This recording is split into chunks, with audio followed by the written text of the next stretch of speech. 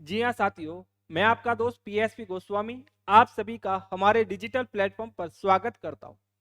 साथियों, मैं आपके साथ राजस्थान सेवा नियम और सामान्य वित्तीय लेखा नियम को डिस्कस करूंगा, जिन्हें आप आरएसआर यानी कि राजस्थान सर्विस रूल्स और जीएफएनआर यानी कि general finance and accounts rules के नाम से जानते हैं।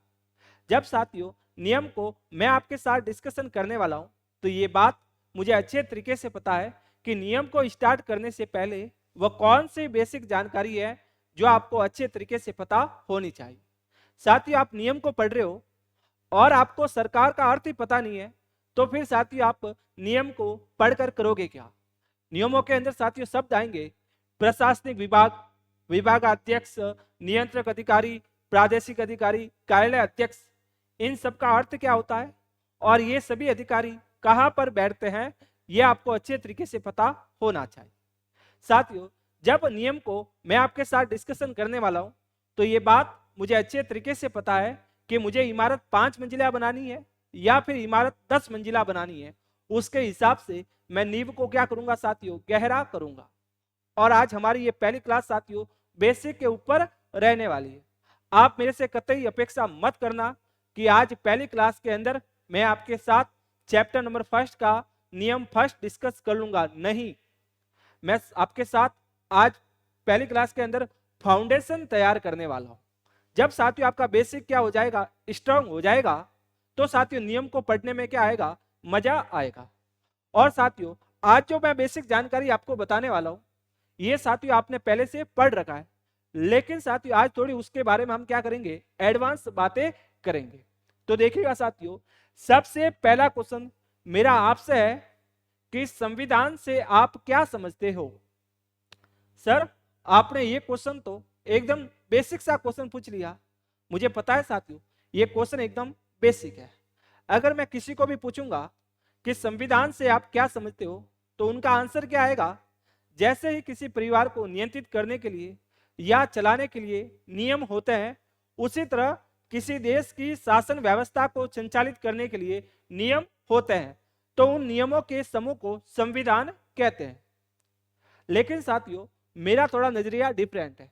किसी भी टॉपिक या फिर कंसेप्ट को समझने से पहले, अगर वर्ड को समझने से पहले अगर वाई को अच्छे तरीके से क्लियर किया जाए, तो आप उस कंसेप्ट के ऊपर या फिर आप उस टॉपिक के ऊपर अच्छे तरीके से क्या कर सकते हो, कमांड कर सकते हो।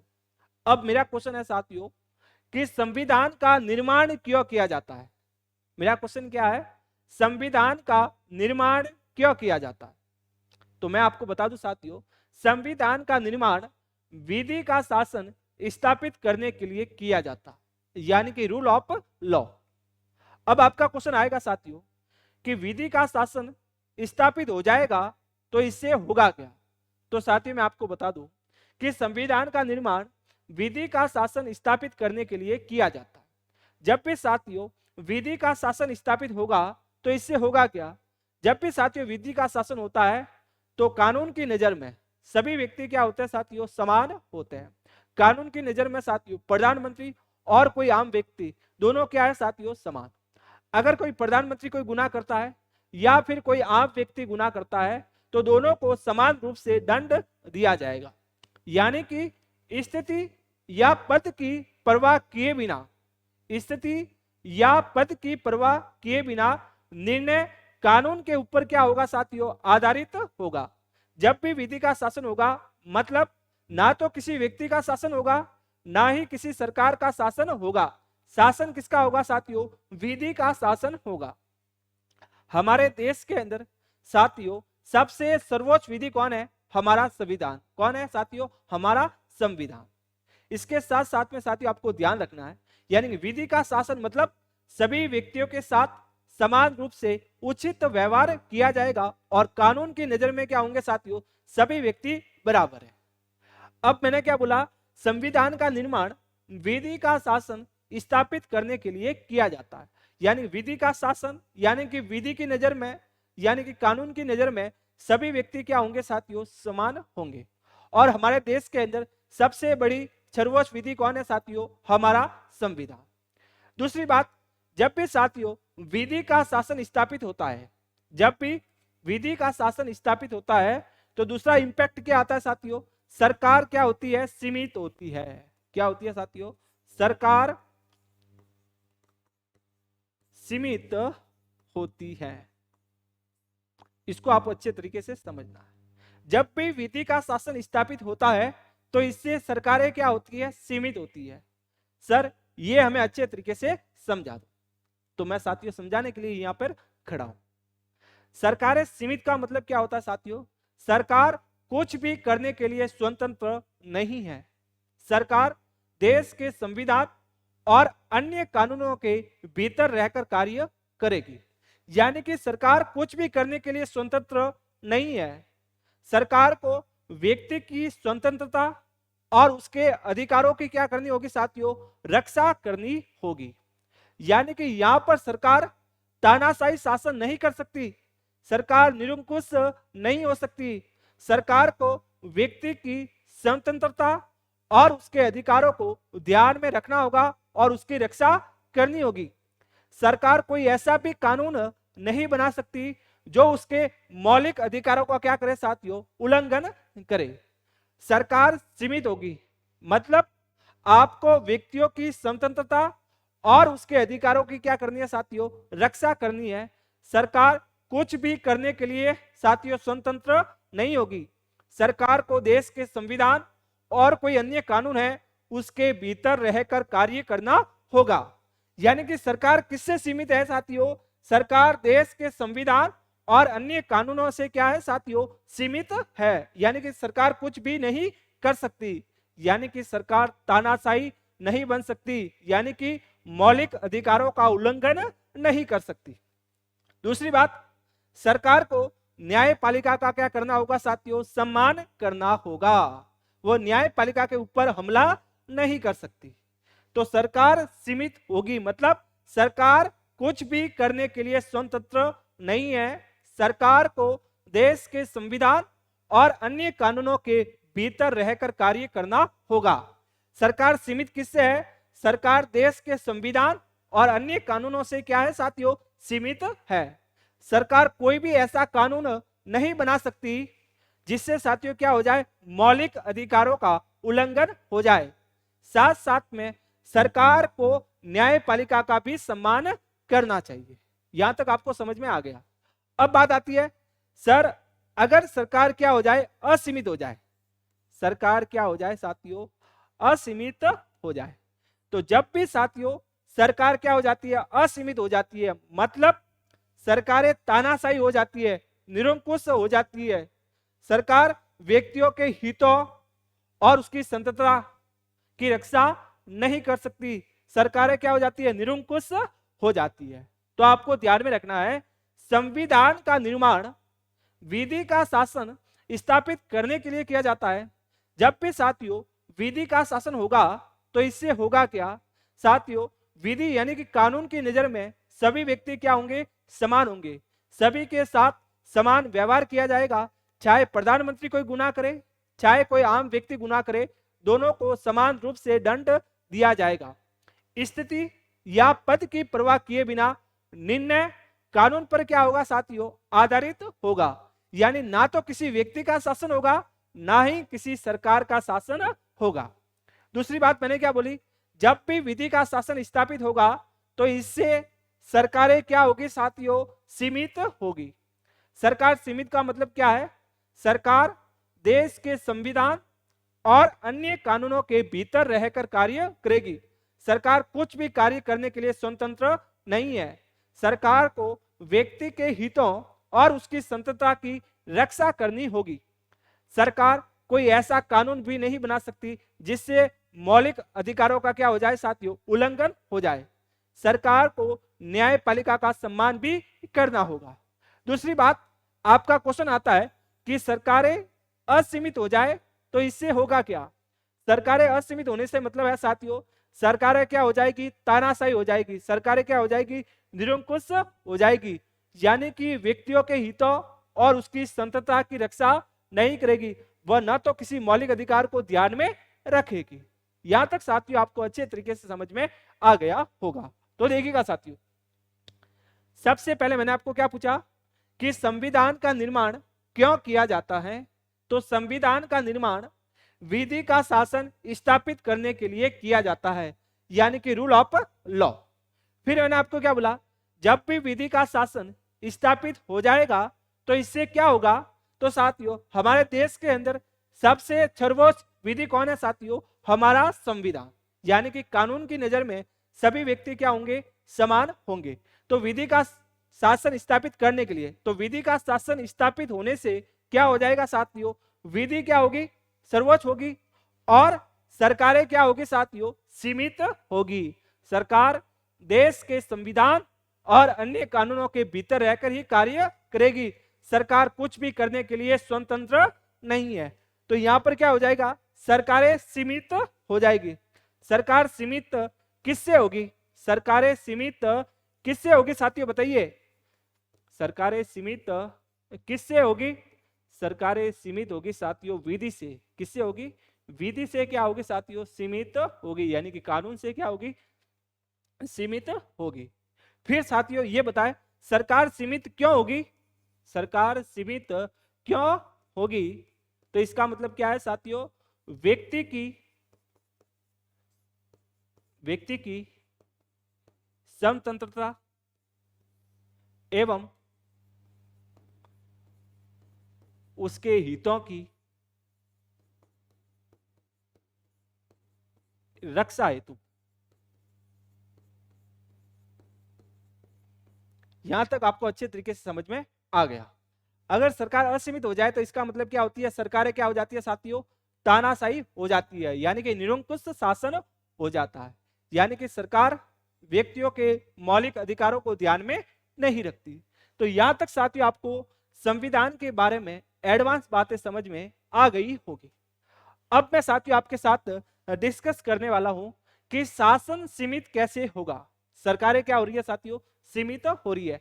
तो शासन सीमित कैसे होगा? तो साथियों शासन सीमित होता है शक्तियों के पृथक्करण के द्वारा। किसके द्वारा साथियों? शक्तियों के पृथक्करण के द्वारा। शक्तियों का पृथक्करण किस लिए किया जाता है साथियों? इसलिए किया जाता है किसी एक अंग को सारी की सारी शक्तियां नहीं दी जाती, सभी को अलग अलग शक्तियां दी जाती है, और सब अपने आप में क्या होती है साथियों? स्वतंत्र होती है। तो साथियों शासन सीमित कैसे होगा? तो साथियों शासन सीमित होगा शक्ति के पृथक्करण के द्वारा। तो सरकार के कितने अंग है साथियों? आपको पता ही है। विधायिका यानी कि व्यवस्थापिका, कार्यपालिका और न्यायपालिका। और आपको अच्छे तरीके से पता है विधायिका के अंदर क्या आता है साथियों? लोकसभा और राज्यसभा। अब आपको यहां पर ध्यान रखना है, विधायिका क्या करती है साथियों? विधायिका करती है साथियों कानून का निर्माण, यानी कि विधि का क्या करती है साथियों? विधि का निर्माण। तो विधायिका विधि का निर्माण करती है। अब आपको पता है साथियों कार्यपालिका को हम कितने भागों में बांटते हैं? कार्यपालिका को दो भागों के अंदर बांटते हैं। एक साथियों स्थायी कार्यपालिका और दूसरी अस्थायी कार्यपालिका। तो देखिएगा अब मैं आपको यहां पर, एक तो होती है साथियों स्थायी कार्यपालिका और एक होती है अस्थायी कार्यपालिका। स्थायी कार्यपालिका के अंदर क्या आता है साथियों? जो हमारे ब्यूरोक्रेसी है वो, यानी कि ब्यूरोक्रेट्स किसके अंदर आ जाता है साथियों? स्थायी कार्यपालिका।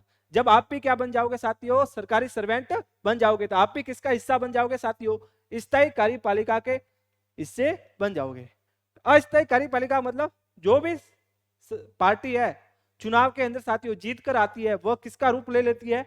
अस्थायी कार्यपालिका का रूप ले लेती है। साथियों विधायिका जो साथियों क्या बनाती है? विधि बनाती है। तो उसको क्रियान्वयन करने का काम कौन करती है साथियों? कार्यपालिका उसका क्रियान्वयन करने का काम करती है। और न्यायपालिका क्या करती है साथियों? समीक्षा करती है कि विधायिका ने जो कानून बनाया है वो सही है या फिर नहीं। कानून ऐसा तो नहीं है जो मौलिक अधिकारों का क्या कर रहा है साथियों? उल्लंघन कर रहा है। यानी न्यायपालिका के पास सबसे शानदार शक्ति कौन सी होती है साथियों? न्यायिक समीक्षा, यानी कि जुडिशियल रिव्यू की। तो देखिएगा न्यायपालिका हमारे यहाँ कितने भागों में? तीन। एक तो सबसे सर्वोच्च न्यायालय, फिर उच्च न्यायालय, और फिर क्या आते हैं साथियों? हमारे जनपद न्यायालय। तो देखिएगा शासन सीमित कैसे होगा, शासन शक्ति के पृथक्करण के द्वारा क्या होगा, सीमित होगा। जब साथियों सरकार के कितने अंग है, 3 है, विधायिका, कार्यपालिका और न्यायपालिका। विधायिका अंदर क्या आता है साथियों, अपना लोकसभा और राज्यसभा। विधायिका विधि का निर्माण करती है, कार्यपालिका जो विधायिका ने विधि का निर्माण किया उसका क्या करती है साथियों, क्रियान्वयन करती है। कार्यपालिका 2 प्रकार के होते हैं, स्थायी और अस्थायी। फिर साथियों कार्यपालिका क्या करती है साथियों, विधि का क्रियान्वयन क्या करती है, विधि का क्रियान्वयन। और साथ साथ में कार्यपालिका एक और काम करती है, वो क्या काम करती है साथियों, नीति निर्माण का काम करती है, यानी कि पॉलिसी मेकर का काम करती है। और न्यायपालिका के पास सबसे शानदार शक्ति कौन सी साथियों, जुडिशियल रिव्यू की। फिर देखिएगा साथियों, अब मैं आपके साथ आगे डिस्कस करने वाला हूं, उसको अच्छे तरीके से समझना। तो देखिएगा साथियों फ्लो क्या था, संविधान का निर्माण क्यों किया जाता है, संविधान का निर्माण विधि का शासन स्थापित करने के लिए किया जाता है। तो साथियों जब भी विधि का शासन स्थापित हो जाएगा तो इससे होगा क्या, विधि सर्वोच्च होगी और साथ साथ में सरकारें क्या होगी, सीमित होगी। तो सीमित किससे होगी, विधि से। और क्यों होगी, क्योंकि व्यक्ति की स्वतंत्रता एवं उसके हितों यानी कि उसके अधिकारों की क्या करनी है साथियों, आपको रक्षा करनी है। फिर शासन सीमित कैसे होगा, शासन शक्ति के पृथक्करण के द्वारा क्या होगा, सीमित होगा। तो सरकार के कितने अंग हैं, 3, विधायिका, कार्यपालिका और न्यायपालिका। विधायिका विधि का निर्माण करेगी और कार्यपालिका उस विधि का क्या करेगी, क्रियान्वयन करेगी, साथ साथ में नीति का क्या करेगी, निर्माण करेगी। और न्यायपालिका क्या करेगी साथियों, विधायिका ने कोई ऐसा तो कानून नहीं बनाया है जो मौलिक अधिकार या कानून के हिसाब से सही नहीं है। तो यहां तक साथियों आपको अच्छे तरीके से समझ में आ गया होगा। अब साथियों आगे मैं आपके साथ डिस्कशन करने वाला हूं साथियों सचिवालय के बारे में। किसके बारे में डिस्कस करने वाला हूं साथियों, सचिवालय के बारे में डिस्कस करने वाला हूं।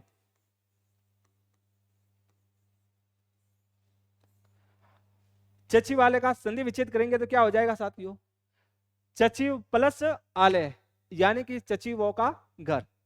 अब देखिएगा साथियों जो भी साथियों राज्य का सचिवालय होता है वहां पर साथियों राजनीतिक लोग भी बैठते हैं और वहां पर प्रशासनिक लोग भी बैठते हैं। सुनना, जो भी साथियों राज्य का सचिवालय होता है वहां पर राजनीतिक लोग भी बैठते हैं और वहां पर साथियों प्रशासनिक लोग भी बैठते हैं। अब देखिएगा साथियों जो भी साथियों राजनीतिक लोग बैठते हैं उसमें साथियों सबसे बड़ा राजनीतिक प्रमुख कौन होता है, सबसे बड़ा राजनीतिक प्रमुख होता है साथियों मुख्यमंत्री यानी कि चीफ मिनिस्टर। यानी सचिवालय के अंदर जो भी राजनीतिक लोग भी बैठते हैं और प्रशासनिक लोग भी बैठते हैं। तो सबसे बड़ा राजनीतिक मुखिया कौन होता है साथियों, चीफ मिनिस्टर यानी कि अपना मुख्यमंत्री होता है। फिर इसके नीचे कौन होता है साथियों, फिर इसके नीचे होता है साथियों कैबिनेट मंत्री। कौन होता है साथियों, कैबिनेट मंत्री। कैबिनेट मंत्री के बाद में साथियों राज्य मंत्री, फिर उप मंत्री और फिर संसदीय सचिव। कौन होता है साथियों, संसदीय सचिव।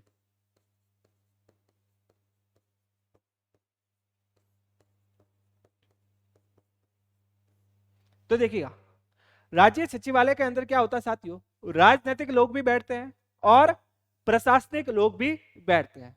तो साथियों सबसे बड़ा राजनीतिक मुखिया कौन होता है, सबसे बड़ा राजनीतिक मुखिया होता है साथियों मुख्यमंत्री। कौन होता है साथियों, मुख्यमंत्री होता है। फिर कौन होता है साथियों, कैबिनेट मंत्री, फिर राज्य मंत्री, फिर उप मंत्री और फिर कौन होता है साथियों, संसदीय सचिव होता है। देखिएगा साथियों जो भी कैबिनेट मंत्री होता है, जो भी कैबिनेट मंत्री होता है यह विभाग का क्या होता है साथियों, राजनीतिक मुखिया होता है। यानी कि विभाग का राजनीतिक प्रमुख कौन होता है साथियों, कैबिनेट मंत्री। लेकिन साथियों राजनीतिक का सबसे बड़ा मुखिया कौन होता है साथियों, वह होता है मुख्यमंत्री। तो देखिएगा साथियों जब हम सचिवालय की संरचना देखते हैं, क्या देखते हैं साथियों, तो देखो राज्य सचिवालय का मतलब क्या होता है, सचिवालय वह स्थान है जहां से शासन व प्रशासन के सत्ता सूत्रों का क्या होता है, संचालन होता है। यह नीति निर्माता के रूप में, राजनीतिक नेतृत्व तथा नीति क्रियान्वयन के रूप में लोक सेवकों की संयुक्त कार्यस्थली है।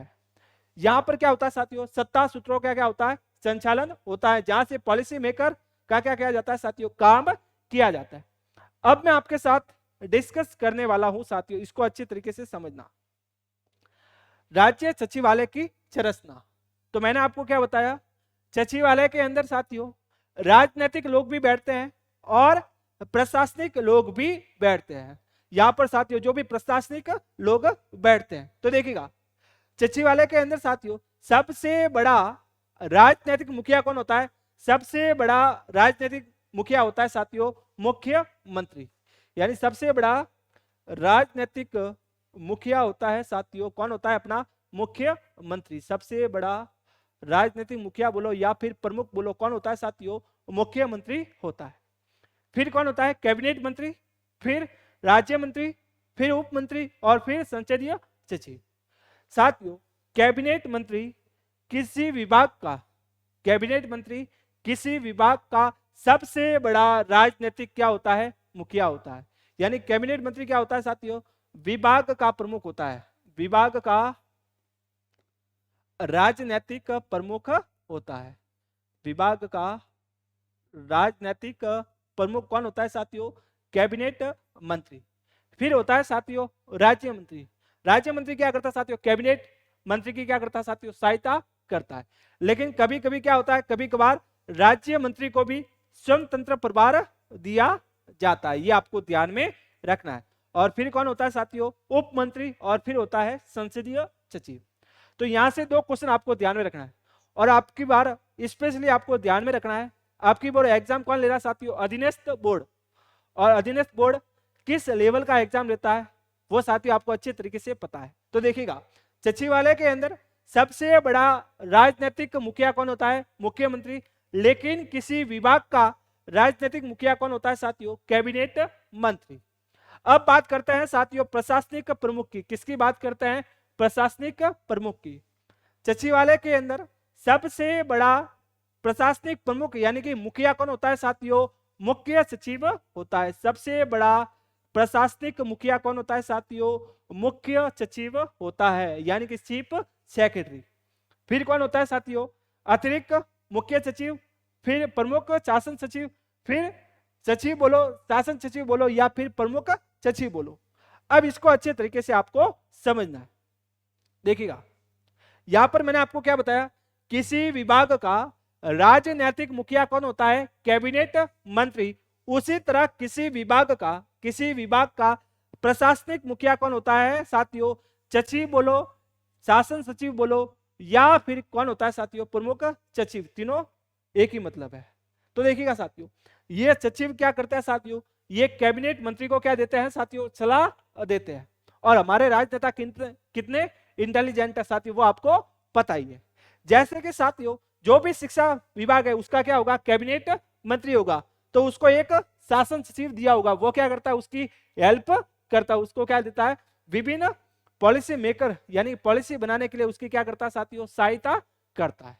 फिर ये साथियों आपको ध्यान रखने की जरूरत नहीं है, यहां से आपको सिर्फ दो बातें ध्यान में रखनी है। क्या बात ध्यान में रखोगे, सचिवालय के अंदर सबसे बड़ा राजनीतिक मुखिया मुख्यमंत्री होता है, लेकिन किसी विभाग का राजनीतिक मुखिया कैबिनेट मंत्री होता है। सचिवालय के अंदर सबसे बड़ा प्रशासनिक मुखिया कौन होता है, मुख्य सचिव यानी कि चीफ सेक्रेटरी। और किसी सचिवालय के अंदर किसी विभाग का प्रशासनिक प्रमुख कौन होता है साथियों, शासन सचिव होता है। चाहे सचिव बोलो, शासन सचिव बोलो या फिर प्रमुख सचिव बोलो, बात एक ही है, ये आपको ध्यान में रखना है। अब साथियों देखिएगा, अब जो मैं आपके साथ आगे डिस्कस करने वाला हूं उसको अच्छी तरीके से समझना, और नियम के दृष्टिकोण से अब जो मैं आपके सामने साथियों जो भी बनाऊंगा वो आपके लिए क्या साथियों, इंपोर्टेंट है। देखिएगा साथियों, राज्य का पहला नागरिक कौन होता है, राज्य का पहला नागरिक होता है साथियों राज्यपाल, यानी कि राज्य का संवैधानिक प्रमुख भी कौन होता है साथियों, राज्यपाल होता है। तो सबसे ऊपर क्या आएगा साथियों, सबसे ऊपर आएंगे साथियों हमारे राज्यपाल महोदय। तो देखिएगा सबसे ऊपर कौन है, राज्यपाल महोदय। फिर साथियों कौन आता है, हमारे मुख्यमंत्री। कौन आता है हमारे साथियों, मुख्यमंत्री। कार्यपालिका की वास्तविक शक्ति किसके अंदर निहित होती है साथियों, मुख्यमंत्री के अंदर। फिर देखिएगा साथियों मुख्यमंत्री के बाद में क्या होता है साथियों, अलग अलग क्या होता है साथियों, विभाग होते हैं। तो उनके क्या होता है साथियों, कैबिनेट मंत्री होते हैं। उनके क्या होता है साथियों, कैबिनेट मंत्री होते हैं। फिर यहां पे भी मैंने ले लिया कैबिनेट मंत्री, और यहां पे भी मैंने ले लिया कैबिनेट मंत्री।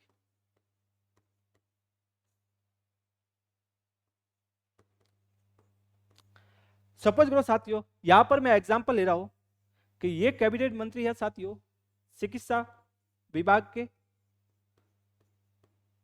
और ये कैबिनेट मंत्री है साथियों शिक्षा विभाग के, और ये हम मान लेते हैं साथियों किसके कैबिनेट मंत्री, ये है हमारे वित्त विभाग के। तो देखिए सबसे ऊपर कौन होंगे, हमारे राज्यपाल महोदय। फिर कौन साथियों, मुख्यमंत्री।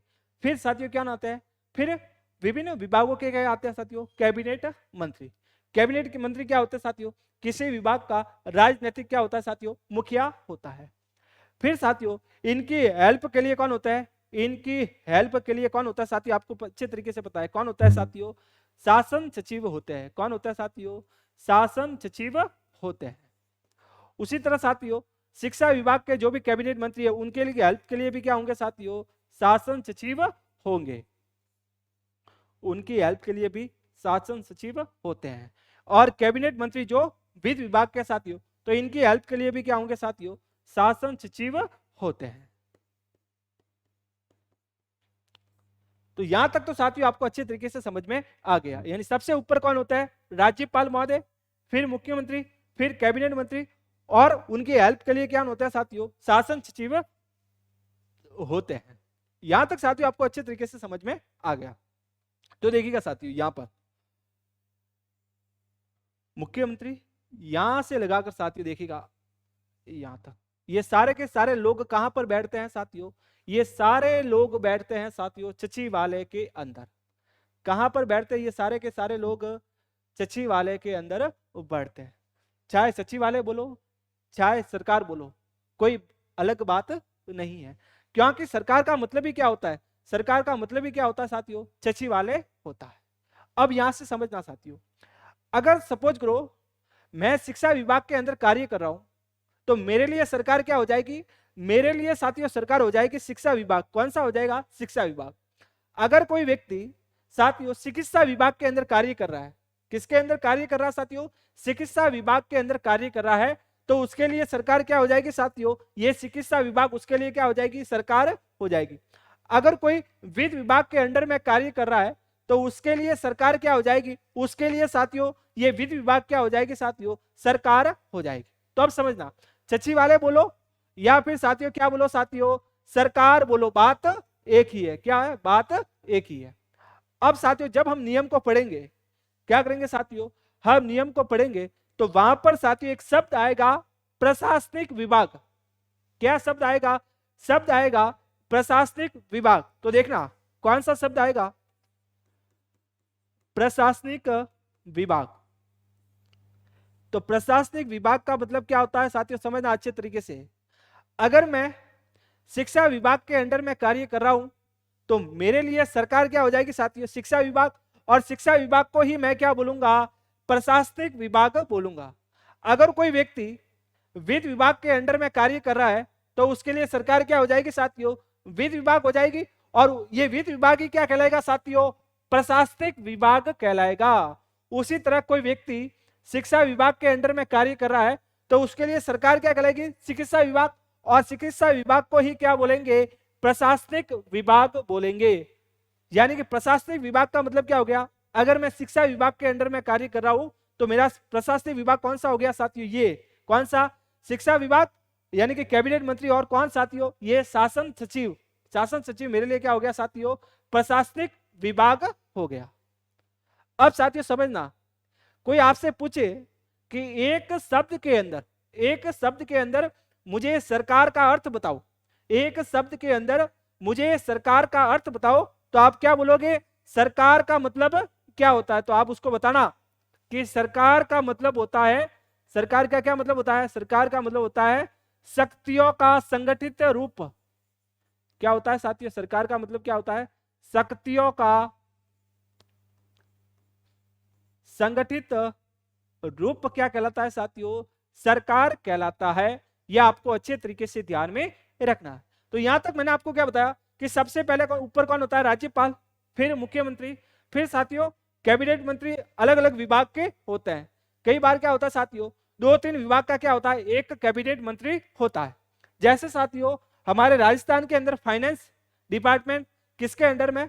खुद मुख्यमंत्री के पास में। तो अब समझना साथियों, ये साथियों चिकित्सा विभाग का क्या हो गया? शासन सचिव। ये शिक्षा विभाग का क्या हो गया? शासन सचिव। ये किसका हो गया? वित्त विभाग का शासन सचिव साथियों। लेकिन अगर कोई भी मामला मुख्यमंत्री महोदय के पास में जाएगा, किसके पास में जाएगा? मुख्यमंत्री महोदय के पास में जाएगा, तो वह मामला मुख्य सचिव के पास से ही, किसके पास से? मुख्य सचिव के पास से ही मुख्यमंत्री के पास में जाएगा। यानी कि इन सभी विभागों के अंदर सामंजस्य स्थापित करने का, यानी कि कोऑर्डिनेशन बैठाने का काम कौन करेगा साथियों? मुख्य सचिव करेगा। यानी इन सभी का प्रशासनिक हेड कौन है साथियों? मुख्य सचिव, यानी कि चीफ सेक्रेटरी क्या होता है? हेड। जो भी मुद्दे या मामले मुख्यमंत्री महोदय के पास में जाएंगे, तो वो पहले किसके पास में जाएंगे साथियों? मुख्य सचिव के पास में। फिर ही वो मामला किसके पास में जाएगा साथियों? मुख्यमंत्री महोदय के पास में जाएगा। तो यहां तक आपको समझ में आ गया। अब साथियों मैं एग्जांपल ले रहा हूं आगे, उसको समझना। शिक्षा विभाग का क्या साथियों? कैबिनेट मंत्री प्लस क्या हो गया साथियों? शासन सचिव। तो इसको अगर शिक्षा विभाग में कोई व्यक्ति काम कर रहा है, अगर उसको शिक्षा विभाग से काम है, तो शिक्षा विभाग उसके लिए क्या हो जाएगा? प्रशासनिक विभाग। और क्या बोलेंगे उसके लिए? सरकार भी क्या हो गई? शिक्षा विभाग। अब देखिएगा सरकार का मतलब ही क्या होता है? जो भी कोई भी सचिवालय से, जो भी सचिवालय के अंदर बैठते हैं, उसका मतलब ही क्या है? वो सरकार के अंदर बैठे। और सीएमओ भी क्या होता है साथियों? सचिवालय का ही हिस्सा होता है। ये आपको ध्यान में रखना है। अब साथियों देखिए शिक्षा विभाग, अब शिक्षा विभाग क्या है साथियों? बहुत बड़ा है। फिर साथियों इस शिक्षा विभाग के क्या किए जाते हैं? इस शिक्षा विभाग के टुकड़े कर दिए जाते हैं। इस शिक्षा विभाग के क्या किए जाते हैं साथियों? टुकड़े कर दिए जाते हैं। यानी कि प्रारंभिक शिक्षा को अलग किया जाता है, माध्यमिक शिक्षा को अलग, उच्च शिक्षा को अलग, संस्कृत विभाग को भी क्या कर दिया जाता है? अलग कर दिया जाता है। यानी कि साथियों शिक्षा विभाग के फिर क्या किए जाएंगे साथियों? टुकड़े किए जाएंगे। उसे हम क्या बोलेंगे? निदेशालय क्या बोलेंगे? क्या बोलेंगे? निदेशालय बोलेंगे। तो जब हम साथियों शिक्षा विभाग के टुकड़े करेंगे तो क्या बोलेंगे? प्रारंभिक शिक्षा निदेशालय। क्या बोलेंगे? प्रारंभिक शिक्षा निदेशालय। फिर क्या बोलेंगे हम अगला? माध्यमिक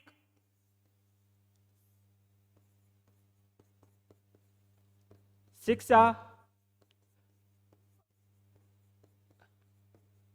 निदेशालय। फिर उच्च शिक्षा निदेशालय। और भी क्या होता है साथियों? इसके टुकड़े होते हैं संस्कृत विभाग आदि। तो देखिएगा शिक्षा विभाग अपने आप में क्या है साथियों? बड़ा। तो फिर हमने शिक्षा विभाग के क्या कर दिए साथियों? टुकड़े कर दिए। यानी कि प्रारंभिक शिक्षा निदेशालय अलग से बना दिया, माध्यमिक शिक्षा निदेशालय अलग से बना दिया, और उच्च शिक्षा निदेशालय क्या कर दिया? हमने अलग से बना दिया। अगर फर्स्ट क्लास से लगाकर 8 तक अगर कोई भी काम होगा तो मुझे कहां पर कांटेक्ट करना होगा साथियों? प्रारंभिक शिक्षा निदेशालय में कांटेक्ट करना होगा। तो देखिएगा साथियों यहां पर तो काम किसका होता है? यहां पर तो साथियों नीति निर्माण का काम होता है, यानी कि पॉलिसी मेकर का काम होता है। एक्चुअली में कार्य कहां से स्टार्ट होता है साथियों? कार्य निदेशालय से क्या होता है साथियों? स्टार्ट होता है। तो राजस्थान के अंदर साथियों शिक्षा निदेशालय कहाँ है? शिक्षा निदेशालय है साथियों बीकानेर के अंदर।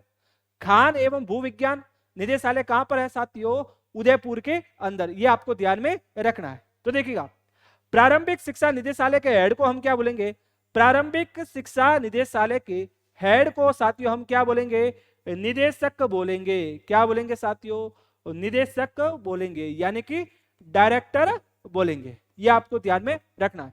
उसी तरह माध्यमिक शिक्षा निदेशालय के जो भी साथियों हेड होगा उसको हम क्या बोलेंगे?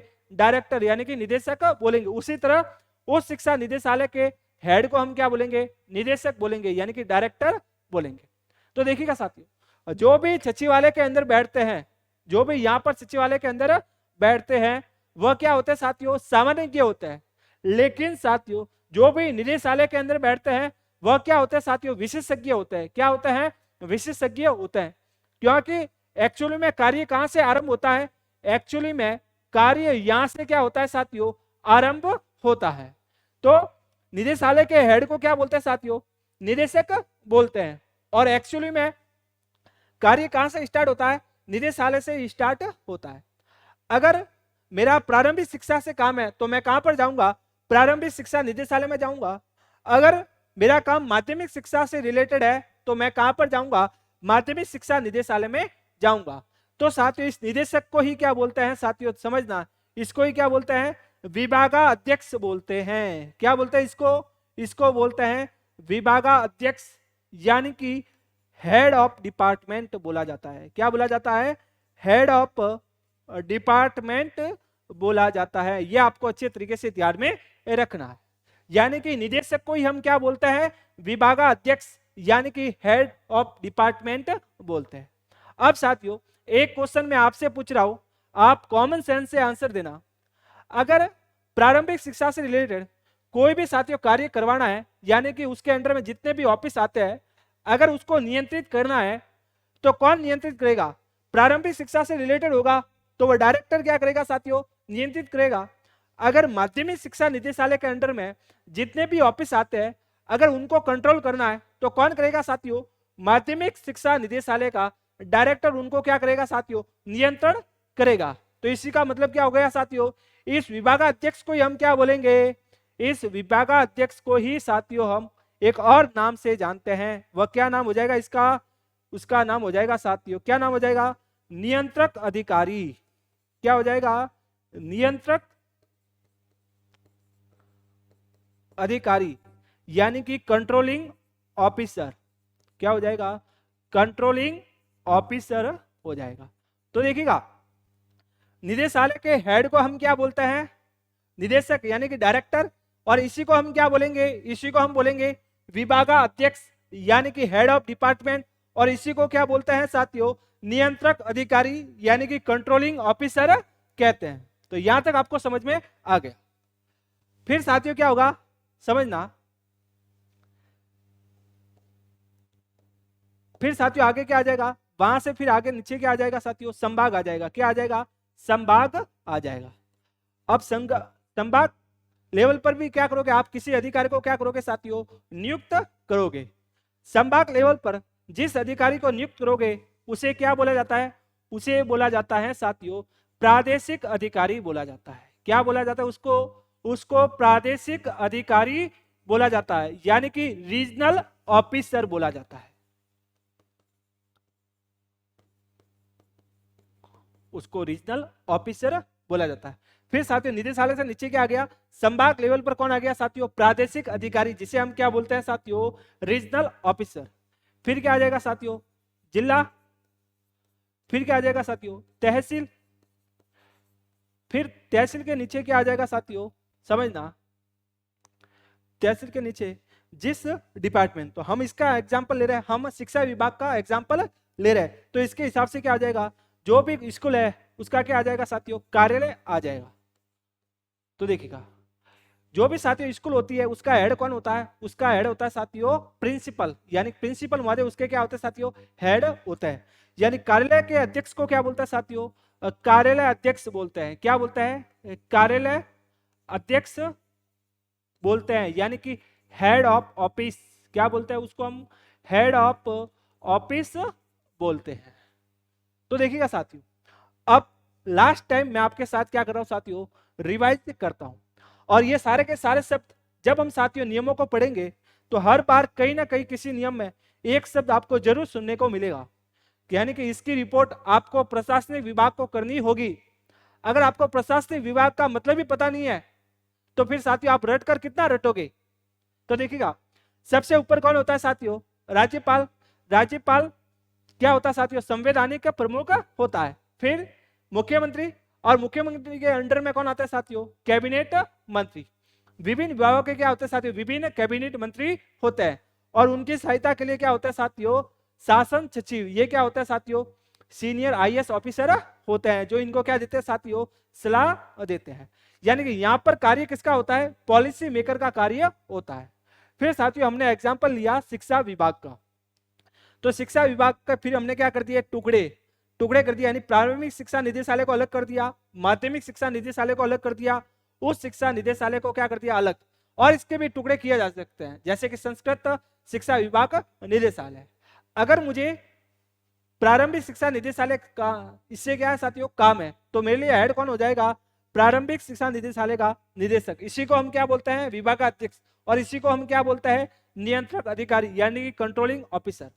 अगर मैं शिक्षा विभाग में काम कर रहा हूं तो मेरे लिए सबसे सुप्रीम कौन है, मेरे लिए सबसे सुप्रीम है साथियों, शिक्षा विभाग के क्या हो जाएंगे, कैबिनेट मंत्री और शासन सचिव। तो इसी को मैं क्या बोलूंगा, शिक्षा विभाग को मैं क्या बोलूंगा, प्रशासनिक विभाग बोलूंगा। तो शिक्षा विभाग यानी कि शिक्षा विभाग में मैं कार्य कर रहा हूं, तो मेरे लिए सरकार भी कौन होगी साथियों, शिक्षा विभाग हो गया। और मेरे लिए प्रशासनिक विभाग की क्या हो गया, मेरे लिए प्रशासनिक विभाग भी प्रशासनिक विभाग हो गया। अगर कोई व्यक्ति चिकित्सा विभाग में कार्य कर रहा है तो साथियों उसके लिए सरकार बोलो या फिर प्रशासनिक विभाग बोलो, कौन हो जाएगा, चिकित्सा विभाग हो जाएगा। और कोई भी आपसे पूछे कि सरकार का मतलब क्या होता है, तो सरकार का मतलब होता है शक्तियों का संगठित रूप। क्या होता है साथियों, सरकार होता है। और सीएमओ भी क्या होता है साथियों, सचिवालय का हिस्सा होता है। तो यहां पर तो पॉलिसी मेकर का काम किया जाता है। एक्चुअली काम कहां से स्टार्ट होता है, निदेशालय से स्टार्ट होता है। यहां पर सामान्यज्ञ बैठते हैं, लेकिन यहां पर विशेषज्ञ बैठते हैं। फिर निदेशालय से नीचे क्या आ जाएगा, संभाग। संभाग लेवल पर कौन होता है, प्रादेशिक अधिकारी, जिसे हम रीजनल ऑफिसर कहते हैं। फिर कौन सा, जिला लेवल पर अधिकारी आ जाएंगे, फिर तहसील लेवल पर अधिकारी आ जाएंगे। फिर साथियों जो भी ऑफिस होगा उसका हेड क्या कहलाएगा, कार्यालय अध्यक्ष। उसी को हम क्या बोलते हैं साथियों, हेड ऑफ ऑफिस कहते हैं। तो ये साथियों आपको अच्छे तरीके से पता होना चाहिए। जब भी हम बात करेंगे तो आपको अच्छे तरीके से पता हो गया कि प्रशासनिक विभाग का मतलब क्या होता है, सरकार का मतलब क्या होता है, विभागाध्यक्ष का मतलब क्या होता है, नियंत्रक अधिकारी का मतलब क्या होता है, प्रादेशिक अधिकारी का मतलब क्या होता है। अब क्वेश्चन आ जाए, प्रादेशिक अधिकारी होता है तो प्रादेशिक अधिकारी विभागाध्यक्ष से नीचे और कार्यालय अध्यक्ष से क्या होता है साथियों, ऊपर होता है। तो साथियों मैंने बड़े ही अच्छे तरीके से नियम को स्टार्ट करने से पहले जो बेसिक जानकारी आपको अच्छे तरीके से पता होनी चाहिए वह मैंने आपके साथ डिस्कशन कर ली। अब आपको कहीं पर भी समस्या नहीं आने वाली। तो देखिएगा साथियों, आज जो मैंने आपके साथ डिस्कशन किया उसको जस्ट 5 मिनट के अंदर मैं रिवाइज कर लेता हूं। देखिएगा साथियों, सबसे पहले मैंने आपके साथ डिस्कशन किया था कि संविधान का निर्माण क्यों किया जाता है। तो संविधान का निर्माण विधि का शासन स्थापित करने के लिए संविधान का निर्माण किया जाता है, यानी कि रूल ऑफ लॉ। जब भी विधि का शासन स्थापित हो जाएगा तो इससे क्या होगा साथियों, इससे क्या होगा, विधि सर्वोच्च होगी। यानी कि विधि की नजर में क्या होते हैं, सभी के सभी समान होते हैं। ना तो किसी व्यक्ति का शासन होता है, ना किसी सरकार का शासन होता है।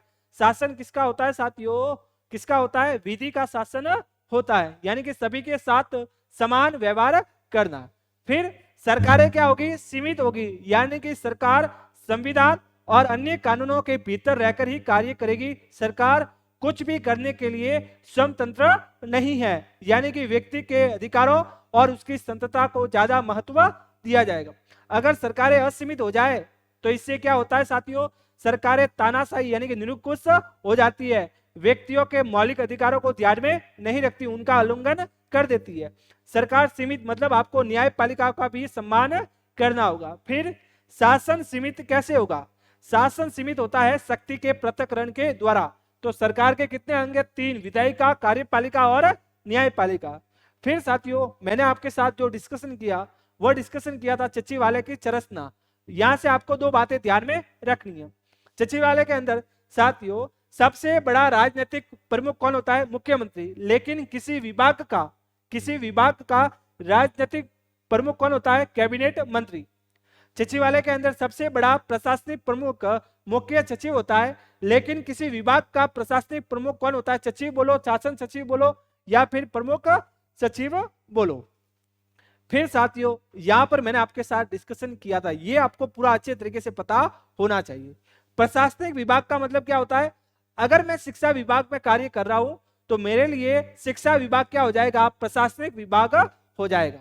और सरकार का मतलब क्या होता है? शक्तियों का संगठित रूप। सचिवालय बोलो या फिर सरकार बोलो, बात एक ही है। फिर जो भी विभाग होता है उसके क्या कर दिए हमने? टुकड़े। तो क्या कर दिए? निदेशालय बना दिए। यहां पर तो सामान्यज्ञ बैठते हैं, लेकिन यहां पर विशेषज्ञ बैठते हैं। फिर साथियों निदेशालय के हेड को क्या बोला जाता है? निदेशक बोलो, विभागाध्यक्ष यानी कि हेड ऑफ डिपार्टमेंट बोलो, या फिर इसे क्या बोलेंगे? नियंत्रक अधिकारी यानी कि कंट्रोलिंग ऑफिसर बोलते हैं। फिर साथियों क्या आ जाएगा? संभाग। संभाग लेवल पर अधिकारी को हम क्या बोलते हैं? प्रादेशिक अधिकारी यानी कि रीजनल ऑफिसर कहते हैं। फिर साथियों जिला लेवल पर अधिकारी आ जाएंगे, फिर तहसील लेवल पर अधिकारी आ जाएंगे। फिर साथियों जो भी ऑफिस का हेड होता है उसे हम क्या बोलते हैं? हेड ऑफ ऑफिस यानी कि कार्यालय अध्यक्ष कहते हैं। तो साथियों आपको ये बेसिक जो जानकारी है अच्छे तरीके से समझ में आ गई होगी। तो साथियों आज के लिए इतना ही, मिलते हैं अगले वीडियो लेक्चर के अंदर। तब तक के लिए साथियों बाय बाय, टेक केयर।